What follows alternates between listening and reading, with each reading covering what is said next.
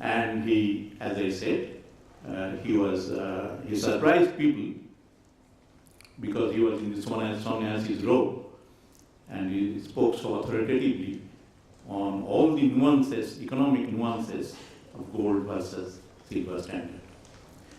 But more broadly, if that was the only topic that Swamiji ever discussed, I would not have stood before you today talking about Swamiji's economic thoughts.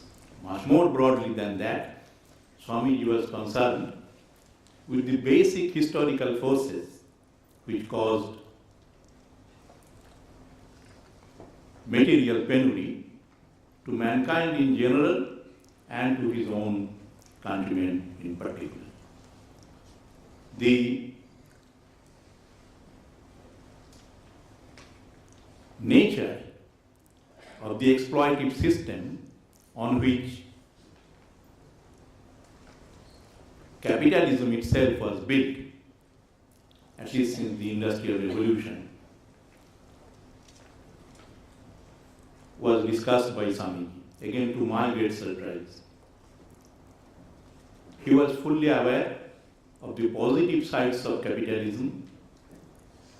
He was aware that this was the first period of history where there was some kind of expansion of education. This was the first time in history that both economic ideas and political and social ideas and art and culture were born to the farthest corners of the world at the same time as goods and services became globalized. This was the positive part, but he was fully aware, he discussed in these letters and in a couple of short memoir essays written by the Boson, that this was the superstructure, at the base was a very exploitative system where workers were exploited. And he saw colonialism as a direct outgrowth. They needed the colonies. The so-called advanced nations of the West needed the colonies, both as the sources of raw materials and as a market on which these their products could be unleashed. That led, in his opinion, to the decline of handicrafts, which was also, as you know, a view of one school of economic historians. But this was not all, because some of these issues were also discussed by other thinkers of the 19th, or other Indian thinkers of the 19th century. Not so clearly, perhaps, but there were important strands of these thoughts. Even in Raja Ram Mohan Rai's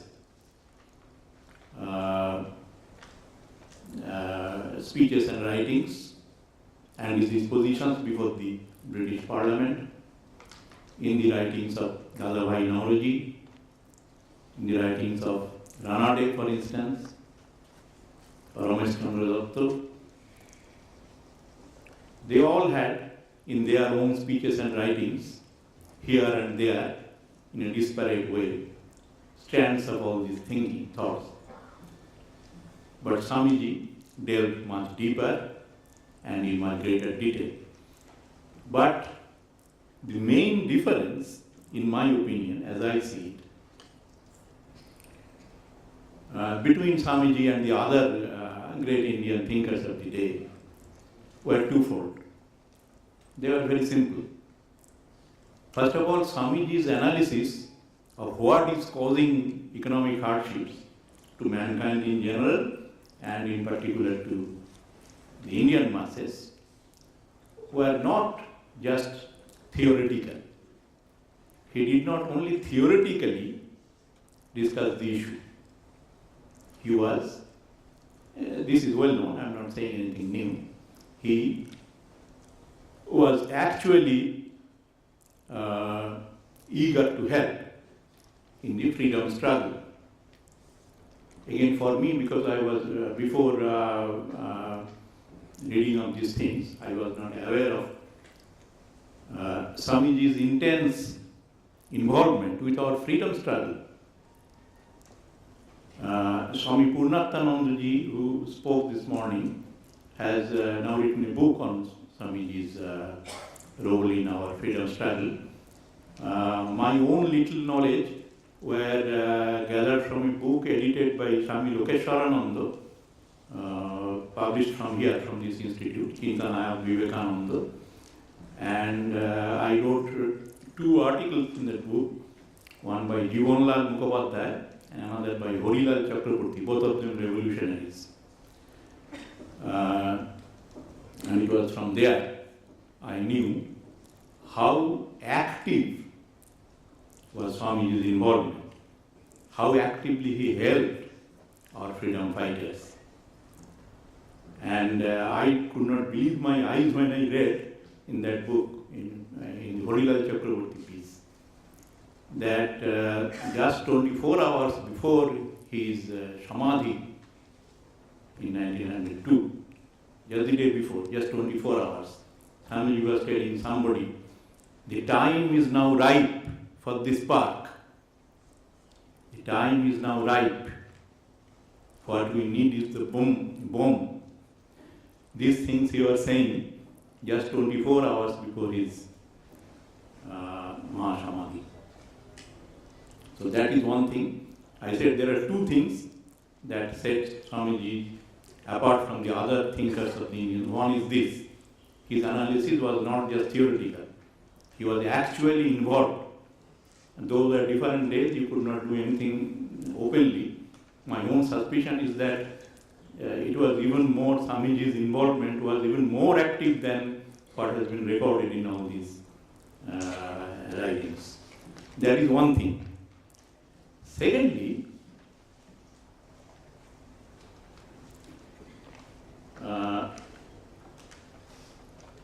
Swamiji did not stop there. Swamiji did not stop at emphasizing the need for overthrowing the British. He said that was only part of our program for emancipation of India or of mankind as a whole. He said that the social system, especially the Indian social system, is deeply rooted. There are deep forces of exploitation in the Indian social system. And these must be, this bondage must be broken finally if we are to ensure the economic emancipation of mankind and of India. And you all know about his clarion call to the masses to rise against this oppressive social system. These 2 things set Swamiji apart from the other they were also great in their own ways, but I am not aware whether any of them emphasized these 2 points so strongly and so clearly. Before ending, I will now go back to the question that I started with at the beginning. Why was the sannyasi, after all, whatever insights he gave, why did he bother to involve himself with these questions? And it will only beg the question if I say that he was ordered to do so by his guru. Because then the question is, why was Sri Ramakrishna so moved by the material woes of the masses? He could have said that they are suffering for their evil deeds in the past. So why should we sannyasis bother about the material woes of people? My own interpretation is that Sri Ramakrishna and Swami Vivekananda were very deeply aware of certain basic truths that modern poverty researchers have only begun to understand or unravel. See, poverty, we now realize, is not just a matter of material penury. That is only one aspect of it. As long as there is poverty, that is as long as there is scarcity of bread and butter, scarcity of basic goods of life, the main thing about poverty is not that it causes material penury. The main thing about poverty is that as long as there is scarcity of goods and services, people, mankind, man will not have the space to develop. As long as there is scarcity, there is no elbow room for humanity to develop. Scarcity of goods and services forces people to be self-centered. It causes people to lose their humanity. Poverty reduces human beings to the subhuman level. That is the basic tragedy of poverty. It's only now that we are coming to realize this. And Swamiji and his Guru were fully aware of these deep maladies of poverty. Those were the roots of their concern. And finally, as I have been advised to do, I'll conclude. But does all this mean that Swamiji was a materialist? Because he and his Guru were so concerned with material sufferings of people? The answer obviously is no. Swamiji did not think that when material poverty will come to an end, when material emancipation of mankind in general and of the Indian masses in particular will take place, that will be the end of the story. He did not believe that. Because he believed that freedom from material penury is a necessary condition, but is not a sufficient condition for human development in today's world. After that will come the need to realize that you do not live by bread alone. After the bread problem has been solved, we shall realize that we do not live by bread alone. There will still be need for conscious effort at the individual level, and that is what we call sadhana, to become a better human being. The end of material penury is the beginning of a journey. The need then will be to be compassionate towards all human and even subhuman beings. The need will then come to even understand that the material gains of any types are impermanent. They are not permanent things. Kalosrute beshe jay, jivana jauvana dhanaman. These have to be understood. Compassion on the one hand and an awareness of the impermanence of material improvements. These must be understood and realized at the individual level. Therefore, these were the reasons why this great sannyasi took so much pains to both emphasize the need for material emancipation and to remind us that that will not be the end of the story. It seems that there is a contradiction in a sannyasi's lifelong struggle for economic emancipation.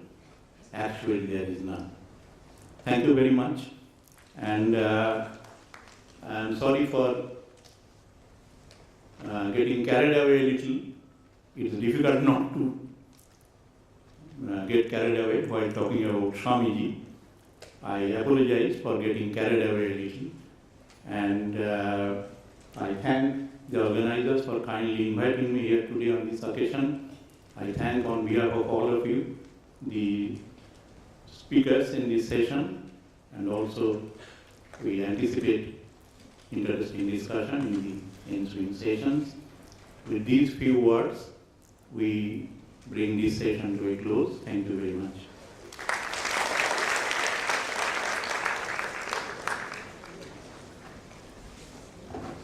With this, we come to the end of the first session. Arrangements for tea and snacks have been made in the veranda of the Vivekananda Hall and the veranda of Shivananda Hall. Since we are running short of time, all of you, please have your tea the earliest possible and come back for the second session within a span of 15 minutes. Seminar on Swami Vivekananda's relevance and the challenges of modern times. Welcome back to the second session. The second session comprises of 3 speakers and the chairperson.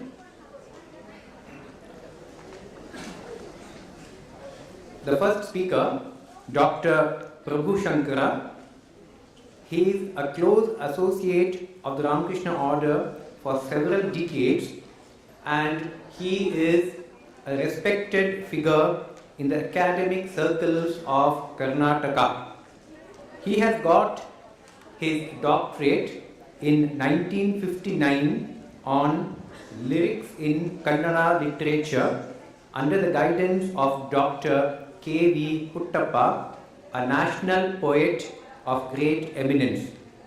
He has taught honor subjects and guided research studies at the University of Mysore for more than 2 decades. He is the recipient of Karnataka Sahitya Academy Award, Karnataka Rajyotsava Award and several other awards. He is the author of several books and has translated several books of repute into Kannada.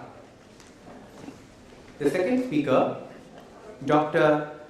Sarup Prasad Ghosh, is in deputation in Techno India University as Dean of the University and Project Director of Management Studies. He is also a postdoctoral research scholar at the Center of Indological Studies and Research, Ramakrishna Mission Institute of Culture, Gold Park. He has written 2 postdoctoral research books which have already been published. The third one will be released today. Dr. Ghosh is a regular writer in many journals and newspapers and has long experience in the world of academics and administration. He is also associated with programs on radio and television. The third speaker in today's second session, Sri Shakti Prasad Mishra, is a teacher of English at the Ramakrishna Mission Vidyapeeth, Purulia. He was honored with the Center for Cultural Resources and Training Teachers Award in the year 1989 by Dr. Shankar Dayal Sharma, the then Vice President of India, for his valuable contribution and service in the field of education and culture. In the year 2000, he was awarded the first prize for his paper on literacy for all by Sri Krishnakant, the then Vice President of India. The chairperson of the second section, Dr. Radharaman Chakravarti, is the former Vice Chancellor of Netaji Subhash Open University, Kolkata, and is presently the Project Director of the UNESCO-approved course for International Understanding for Human Unity at the Ramakrishna Mission Institute of Culture, Gold Park. His academic specialization is in the field of international relations and economics. Currently, he is the President of Association of International Relations, Jadavpur. So over to the chairperson, Dr. Radharaman Chakravarti. Namaskar and a very good morning to everyone.